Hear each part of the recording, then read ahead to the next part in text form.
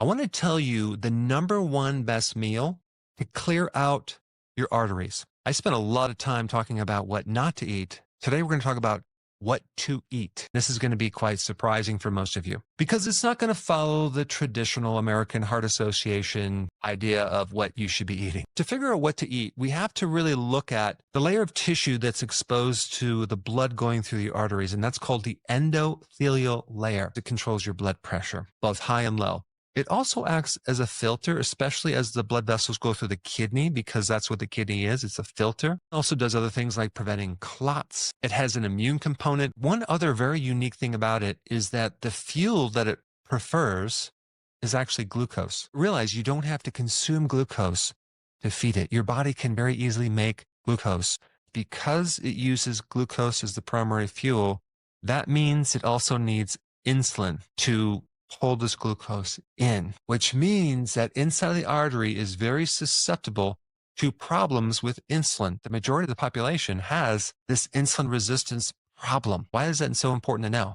Because if you have an insulin deficiency, you're going to have a deficiency of fuel. How do you develop insulin resistance? By consuming things that increase insulin, and that would be the chronic consumption of carbohydrates, snacking. Both snacking too much and the consumption of too many carbohydrates creates a situation of insulin resistance. The next thing I want to talk about is nitric oxide. So nitric oxide relaxes the vessels. They help keep the arteries from becoming stiff. They really support that endothelial layer of the inside of the arteries. Vitamin D is another thing that triggers nitric oxide.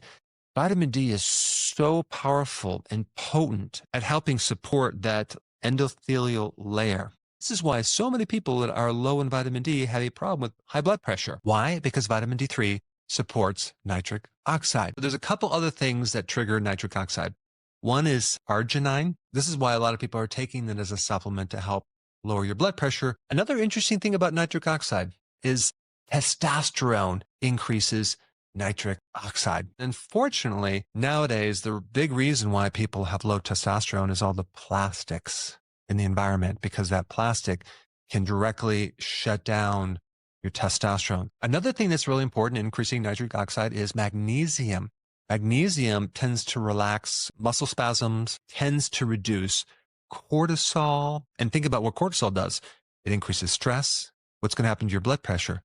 It's going to increase your blood pressure. The other thing that's interesting about magnesium is that magnesium is a very potent thing to keep calcium from building up inside the arteries. Magnesium and vitamin D can help keep that calcium from even ending up in the arteries in the first place. Vitamin K2 also keeps calcium from building up in the artery. The first thing I'm presenting to you is the various nutrients that are really important in supporting this artery. And then we're going to translate that to the best meal. I always like to take what mainstream recommends to eat to prevent heart problems and really look at that, but in the opposite direction. Because if we take a look at Cheerios, you can see this little certification thing right here, which says American Heart Association certified, meets criteria for heart healthy food. All you need to have to get this little certification is if 51% of those ingredients are whole grains. You could have refined grains in there. You can have sugars in there, and it's still heart healthy?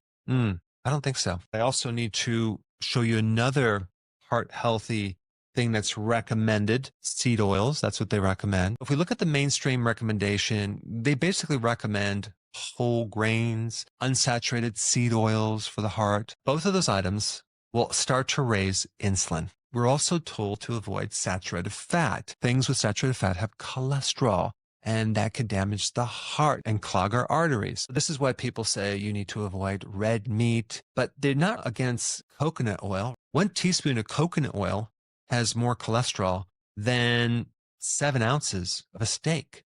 But we're not against coconut oil, but we are against meat. There's a tremendous amount of false information in relationship to what's good for the heart. The statistics on heart disease are getting worse and worse and worse. What mainstream is recommending is not working. The best meal that you can eat to support a healthy artery, to help support a healthy heart. The first thing to know is we want to consume something that does not mess up our insulin. We're going to have to go low carb. Ketogenic is going to be best because with ketones, you can bypass this insulin resistance and feed that layer of the inside of the artery and make sure it gets enough fuel. The primary part of this meal is going to be red meat, the exact thing that they tell you not to eat. You can do a hamburger or something like that. I would just make sure it's grass-fed. If you're going to have a burger, I would highly recommend you melt some cheese on it. I would find some raw cheese because raw cheese is higher in vitamin K2. Red meat is also loaded with zinc, which will directly improve your testosterone. As far as how much, it could range anywhere from 6 ounces to 8 ounces. The mistake that a lot of people make is they start going plant-based protein that are not very bioavailable. Well, just think about what the heart is. It's like a muscle, and we need to give it the raw material to help support it, to help heal it. Now let's get into the second part of this meal, and I'm going to recommend that you have a salad. I primarily do arugula, which also will increase nitric oxide, but it also has vitamin C that's good for the arteries.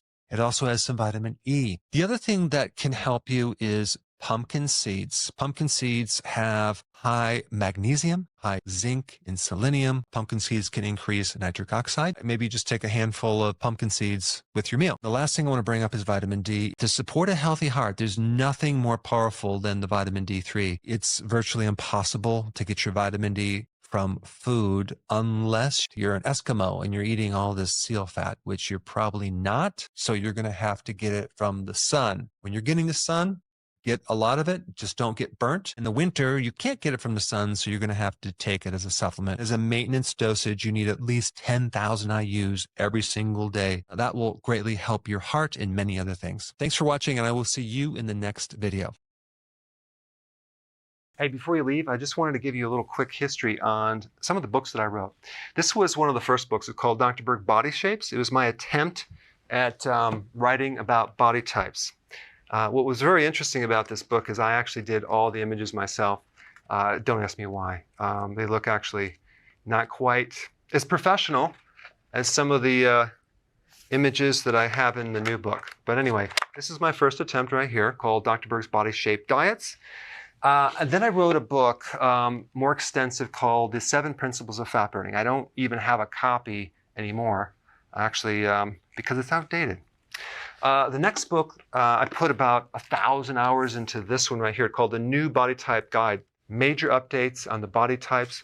I put a lot of energy into this. It has professional images, graphics, all sorts of things. Now, the problem with this book is it doesn't really describe what this is really about. Body types are only a small portion of what's in this book. And that's why I changed the name to the Healthy Keto Plan, okay? If you happen to have this book, you don't really need this book because there's only very, very minor updates. But if you don't have this, you need to get this one right here. This book goes into every single detail that you would ever want to know about. It goes into the 7 principles of fat burning. It goes into hormones, the body types, the basic keto plan. It goes into intermittent fasting. I talk about the 10 fat-burning triggers and blockers and fat-burning strategies with a lot of details in every single chapter. I go into body issues that interfere with losing weight. There's very few people that just have a weight problem. They have a lot of body issues, whether it's sleeping problems, stress problems, inflammation, menopause. I cover that extensively in this book. Then I talk about how to get rid of stress, and I show you a technique. Then I get into exercising. And then I have a lot of really good recipes in this book as well. So this is a good reference guide. On my website, if you get this book, you get this one free. It's called Healthy Keto and Intermittent Fasting. This is the shortcut, quick guide to this book. And the reason I created this book is to have you, within 45 minutes, learn how to do keto, okay, in intermittent fasting, exactly what you need to do. Then you can fill in the blanks with this book right here. So right now I'm doing a special. If you get this book, you get this one totally free, or you can go to Amazon and get these individually. So I just want to clarify the difference between this book and this updated one right here. If you don't have this, you need to get this right here. That way you can get the exact correct information to do it healthily.